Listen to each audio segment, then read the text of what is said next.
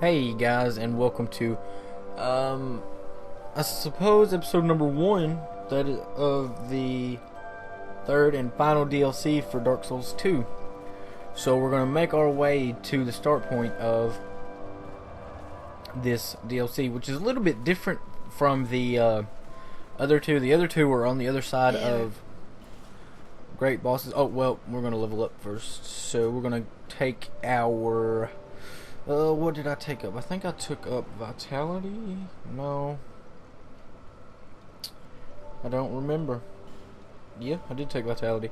Yeah, this is post-commentary, so there's that. But, the start of this DLC is actually just in a little bit different spot than the first two.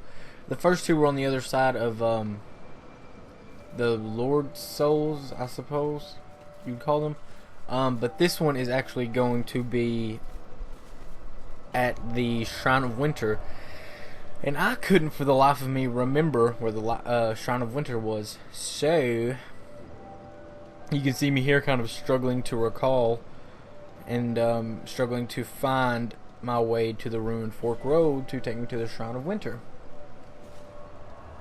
But, all in all, the DLC is fairly interesting in my opinion. This third one really kind of kicked it up a notch, so it's gonna be pretty good to get to talk about it, and hopefully I left myself enough time in the videos to address everything. Now, I did this entire DLC all at once. I did it in one setting, and I go from bonfire to bonfire pretty much, and it still only took about 7 or 8 episodes, I believe, which isn't bad really, but hopefully I can get them all post-commentated and everything addressed, and you know, make it work out pretty well. Let's see. Yeah, Shrine of Winter. That's the access point for this DLC. Can't remember where the Shrine of Winter is. Go to the Ruined Fork Road and take the left path. Come up in here and you can examine it. See, we got Elium Lois, Land of the Ivory King. Trespassers face some adversity befitting a monarch.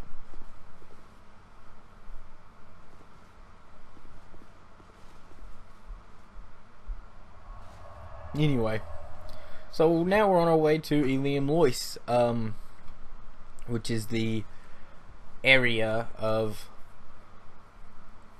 the third DLC. I mean, I don't really. It's really as you'll see a little bit later in a later episode, it's really reminiscent of the Undead Burg from Dark Souls 1. Oh, and a cool little feature, you can look at my character covered in snow. That is so cool. It eventually melts off, but when you roll in the snow and you're covered, you get yourself covered in it,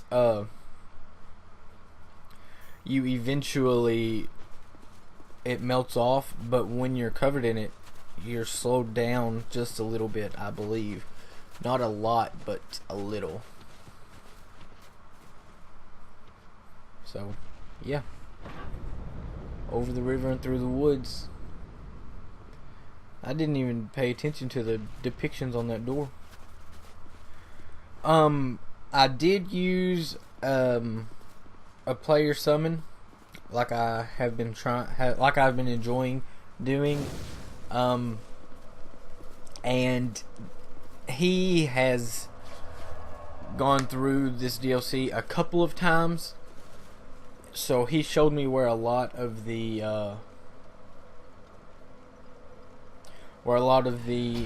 items and such were.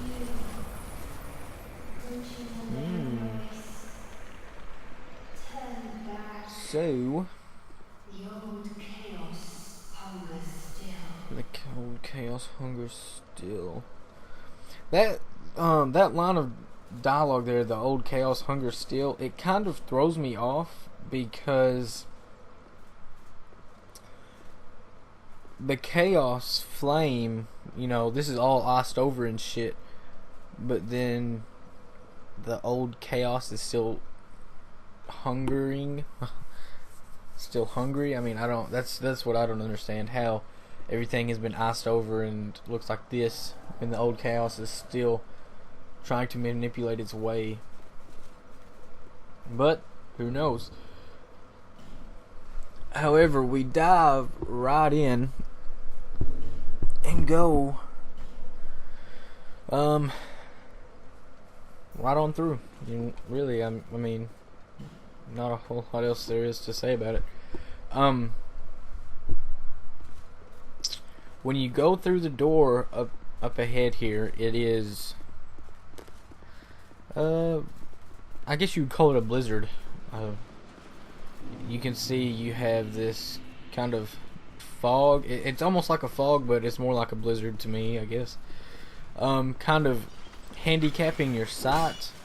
It's not bad when you're outside like this. Seeing this enemy isn't bad, but the doorways, like the doorway we're about to go through, you can't really see into them, and then you walk in on an enemy like this, and so yeah, that's really the only handicap, and it's really not bad. Once you get used to it, it's not bad. It really got on my nerves when I first came to the area. Down here we have another 2 enemies. Yup. In this DLC, the enemies are still really thick, and this elevator is something that we will access later, and you can't use it, but you get to the floor above and you'll ride up, and behind that elevator is a chest. Here you have these maidens who won't attack during the blizzard, but for some reason later on they start attacking, and they try and they'll sit like that until you address an enemy beyond them, and then they try and come up behind you and backstab you. So they're real heart wrenchers. But yeah, the enemies are still just really thick, and really, they're really not that strong. They've kind of been evened out with their HP's been kind of put to where it's not really ridiculously high. But they're just always 6 or 7 enemies at a time. Whenever you come upon an open area, they just filled it with enemies, and I don't care for that, as I've stated many times before. Many times. But the atmosphere and the scenery and the setting of this DLC was oh so good. I liked this scenery and setting much more than the first 2. And the second one was pretty good. I liked the scenery and setting there as well. Oh, let's see, what are we coming up on? Any stacks of ice like this that you see, make note, because they will be cleared later on. Later on, when you come back through this area, they'll be cleared. Just the same as these giant ice sculptures, I don't know, icebergs or whatever they are. They will be cleared later as well. You see me here switching to my bow to try and pull these guys one at a time, but it doesn't work. I was going to switch to a magic shield because we have a guy who's going to shoot magic at us over here, but I just decided, nah, I didn't want to mess with the tweaking of the weight and everything else. So yeah, the bow, I tried to pull them one at a time, and it doesn't work that way. It's a double pull all the time.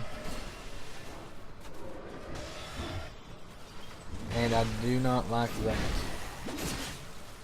And I felt like I was getting into some trouble here. But it all worked out. It all worked out.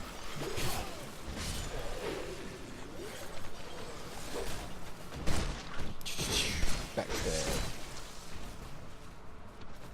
The ice, these spheres of ice, I don't know what they're should be called. You can use them kind of as cover from these ice, these magic shooting guys.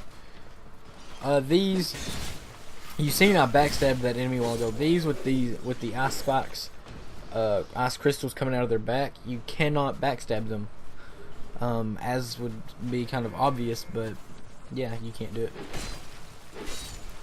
because of the fact that they have those shards of ice come protruding from their back. So yeah, we're gonna play the game. See, you can see I just barely dodged that second enemy there, luckily. You see that area before had several enemies. This area here had several. It's just too much to try and to take in. Instead of it being just ridiculously difficult, it's more of a hassle because you're having to run in and attack and then pull as few as you can back to a safe area where you can address them in a better manner. So I don't know.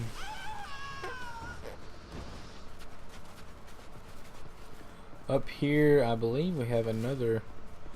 Yeah, we have two more here. See this one, oh god, they're just everywhere and that's so annoying. I said that, well, I didn't say it.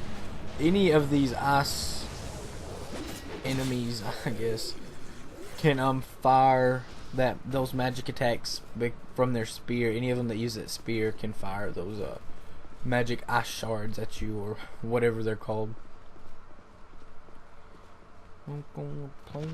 And this room is a clusterfuck of shit.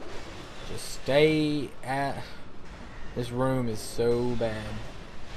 You got boxes, you got 3 of these guys, you got dogs. It is just the worst idea to come into this room. So do not go up into that room.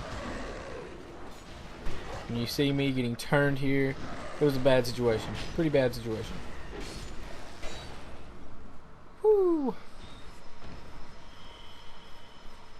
Yeah. Total clusterfuck.